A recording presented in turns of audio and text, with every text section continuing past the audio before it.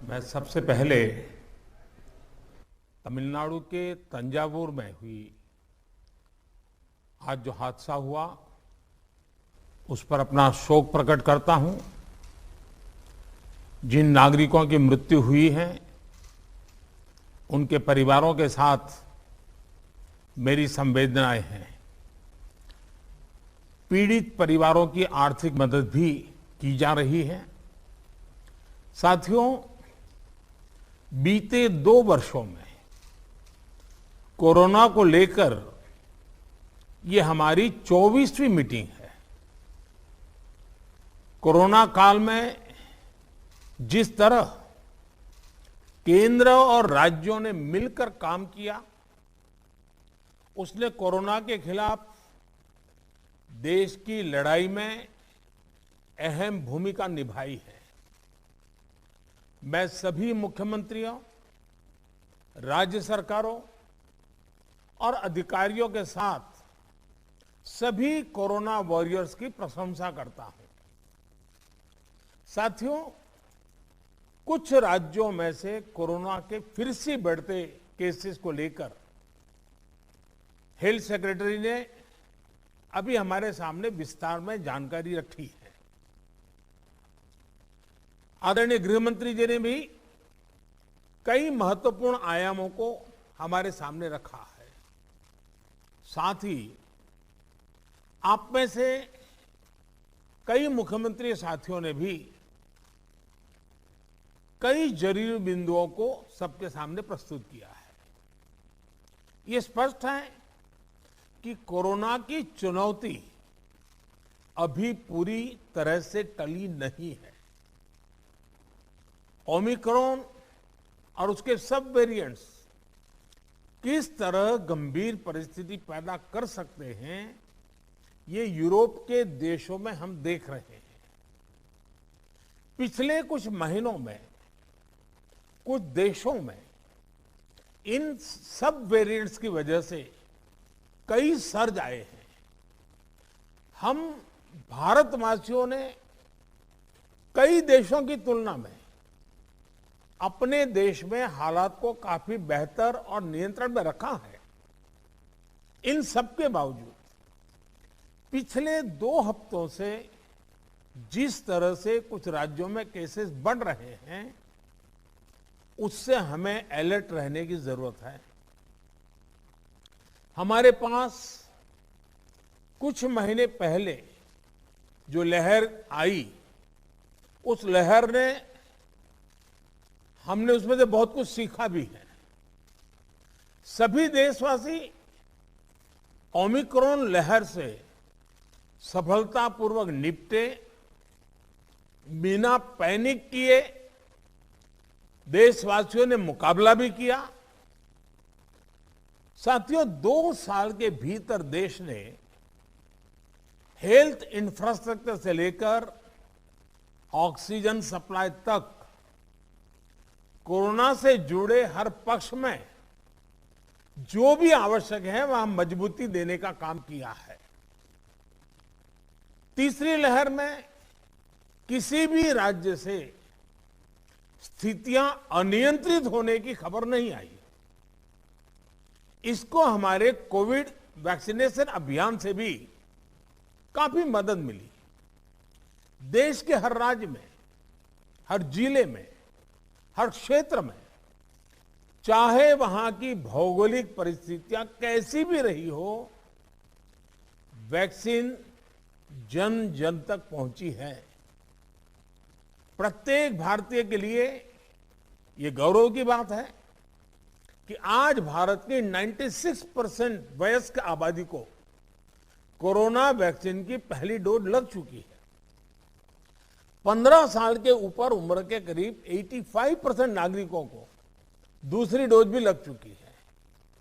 साथियों, आप भी समझते हैं और दुनिया के ज्यादातर एक्सपर्ट्स का निष्कर्ष यही है कि कोरोना से बचाव के लिए वैक्सीन सबसे बड़ा कवच है। हमारे देश में लंबे समय बाद स्कूल्स खुले हैं, क्लासेस शुरू हुई है, ऐसे में कोरोना केसेस के बढ़ने से कहीं ना कहीं पेरेंट्स के लिए चिंता बढ़ रही है।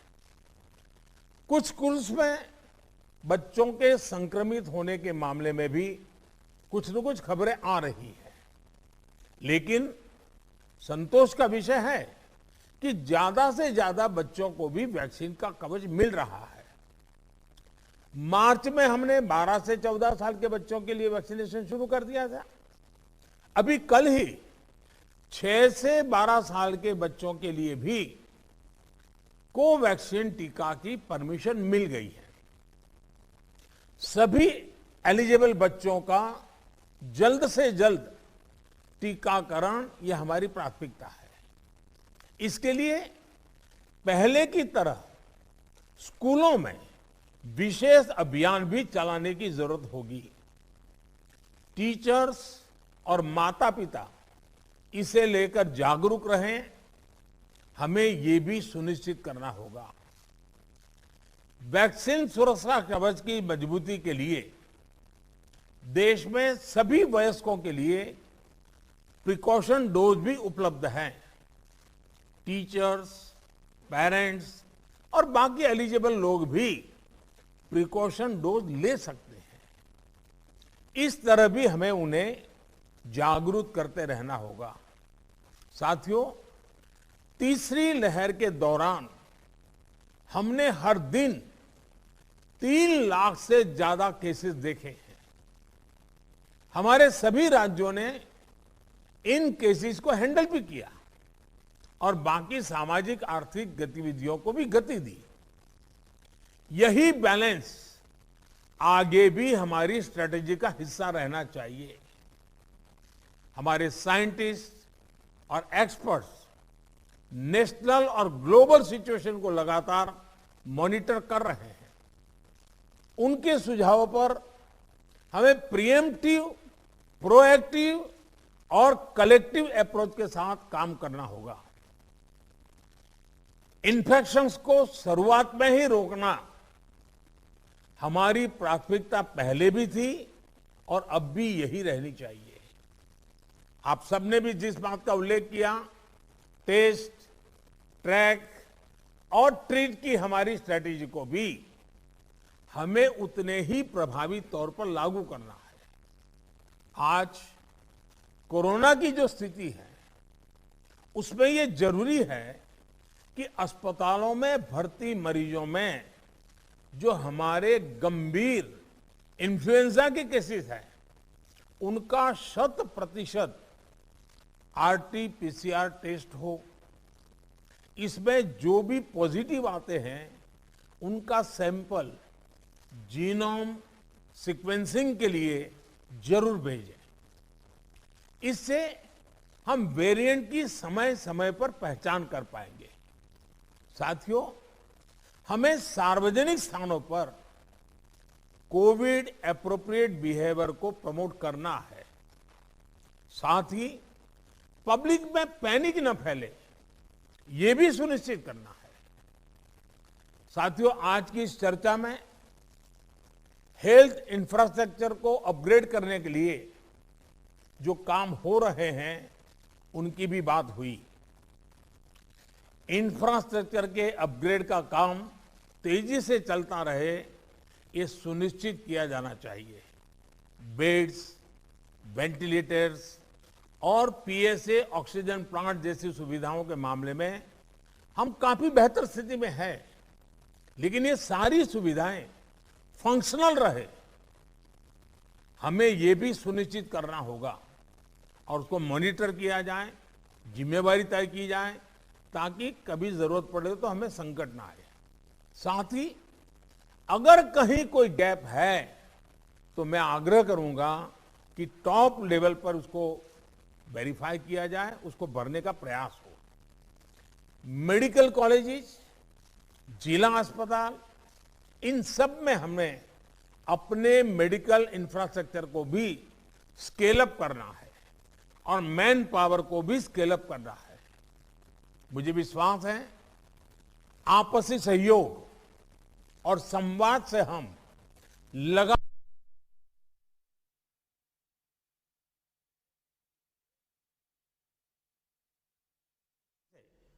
कोरोना के खिलाफ लड़ाई लड़ते भी रहेंगे और रास्ते भी निकालते रहेंगे। साथियों, कोऑपरेटिव फेडरलिज्म की जिस भावना को संविधान में व्यक्त किया गया है, उस पर चलते हुए भारत ने कोरोना के खिलाफ मजबूती से ये लंबी लड़ाई लड़ी है। वैश्विक परिस्थितियों की वजह से, बाहरी कारकों की वजह से देश की आंतरिक परिस्थितियों पर जो प्रभाव होता है, केंद्र और राज्यों ने मिलकर उसका मुकाबला किया भी है और आगे भी करना ही होगा। केंद्र और राज्यों के साझा प्रयासों से ही आज देश में बड़े स्तर पर हेल्थ इंफ्रास्ट्रक्चर में सुधार हो पाया है। लेकिन साथियों, आज इस चर्चा में मैं एक और पक्ष का जिक्र करना चाहता हूं।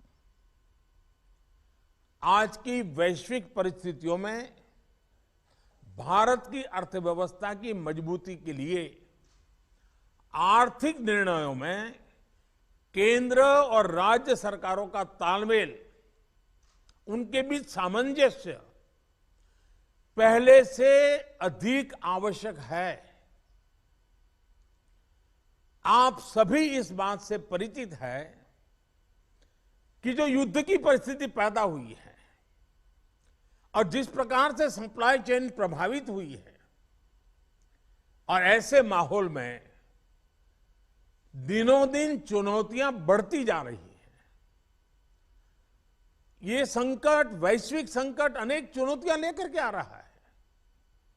ऐसे संकट के समय में केंद्र और राज्यों के बीच तालमेल को, कोऑपरेटिव फेडरलिज्म की भावना को और बढ़ाना अनिवार्य हो गया है। अब मैं एक छोटा सा उदाहरण देता हूं। जैसे पेट्रोल डीजल की कीमतों का एक विषय हम सबके सामने है। देशवासियों पर पेट्रोल डीजल की बढ़ती कीमत का बोझ कम करने के लिए केंद्र सरकार ने एक्साइज ड्यूटी में कमी की थी। पिछले नवंबर महीने में कम की थी। केंद्र सरकार ने राज्यों से भी आग्रह किया था कि वो अपने यहां टैक्स कम करे और ये बेनिफिट नागरिकों को ट्रांसफर करे। इसके बाद कुछ राज्यों ने तो भारत सरकार की इस भावना के अनुरूप यहां टैक्स कम कर दिया, लेकिन कुछ राज्यों द्वारा अपने राज्य के लोगों को इसका कोई लाभ नहीं दिया गया। इस वजह से पेट्रोल डीजल की कीमतें इन राज्यों में अब भी दूसरों के मुकाबले कहीं ज्यादा है। ये एक तरह से इन राज्यों के लोगों के साथ अन्याय तो है ही, साथ ही पड़ोसी राज्यों को भी नुकसान पहुंचाता है। स्वाभाविक है कि जो राज्य टैक्स में कटौती करते हैं उन्हें राजस्व की हानि होती है। जैसे अगर कर्नाटका ने टैक्स में कटौती नहीं की होती तो उसे इन 6 महीनों में 5,000 करोड़ रुपए से ज्यादा का राजस्व मिलता। गुजरात ने भी टैक्स कम नहीं किया होता तो उसे भी 3,500-4 हजार करोड़ रुपए से ज्यादा का राजस्व और मिलता। लेकिन ऐसे कुछ राज्यों ने अपने नागरिकों की भलाई के लिए, अपने नागरिकों को तकलीफ न हो इसलिए अपने वेट में, टैक्स में कमी की, पॉजिटिव कदम उठाए। वहीं गुजरात और कर्नाटक के पड़ोसी राज्यों ने टैक्स में कमी न करके इन 6 महीनों में 3,500 करोड़ रुपए से लेकर के 5-5.5 हजार करोड़ रुपए तक अतिरिक्त राजस्व कमा लिया। जैसा हम जानते हैं कि पिछले साल नवंबर महीने में वैट कम करने की बात की थी, सबको मैंने प्रार्थना की थी, लेकिन कई राज्य मैं यहां किसी की आलोचना नहीं कर रहा हूं, मैं सिर्फ आपसे प्रार्थना कर रहा हूं, आपके राज्य के नागरिकों की भलाई के लिए प्रार्थना कर रहा हूं। अब जैसे उस समय 6 महीने पहले कुछ राज्यों ने बात को माना, कुछ राज्यों ने नहीं माना। अब कई राज्य जैसे महाराष्ट्र, पश्चिम बंगाल, तेलंगाना, आंध्र प्रदेश, तमिलनाडु, केरला, झारखंड, किसी न किसी कारण से उन्होंने इस बात को नहीं माना और उनके राज्य को, नागरिकों को बोझ कंटिन्यू रहा। मैं इस बात में नहीं जाऊंगा कि इस दौरान इन राज्यों ने कितना रेवेन्यू कमाया, लेकिन अब आपसे मेरी प्रार्थना है कि देश हित में आप पिछले नवंबर में जो करना था, 6 महीने डिले हो चुका है, अब भी आप अपने राज्य के नागरिकों को वैट कम करके इसका बेनिफिट पहुंचाइए। आप सब जानते हैं कि भारत सरकार के पास जो रेवेन्यू आता है उसका 42% तो राज्यों के ही पास चला जाता है। मेरा सभी राज्यों से आग्रह है कि वैश्विक संकट के इस समय में कोऑपरेटिव फेडरलिज्म की भावना पर चलते हुए एक टीम के रूप में हम सब मिलकर काम करें। अब मैं कई विषय हैं, बारीकी में नहीं जा रहा हूं, जैसे फर्टिलाइजर। आज हम तो फर्टिलाइजर पर दुनिया के देशों पर डिपेंडेंट है। कितना बड़ा संकट आया है, लगातार अनेक गुना सब्सिडी बढ़ रही है। हम किसानों पर बोझ ट्रांसफर नहीं करना चाहते। अब ऐसे संकट झेलने पड़ रहे हैं, तब मैं आप सबसे आग्रह करता हूं, प्रार्थना करता हूं कि आप अपने राज्य, अपने पड़ोसी राज्य, सभी देशवासियों के हित में उसकी सर्वोच्च प्राथमिकता दे। मैं एक और उदाहरण देता हूं। अब नवंबर में जो करना था नहीं किया, इसलिए पिछले 6 महीने में क्या हुआ है, आज चेन्नई में, तमिलनाडु में पेट्रोल करीब 111 रुपया के पास है। जयपुर में 118 से भी ज्यादा है।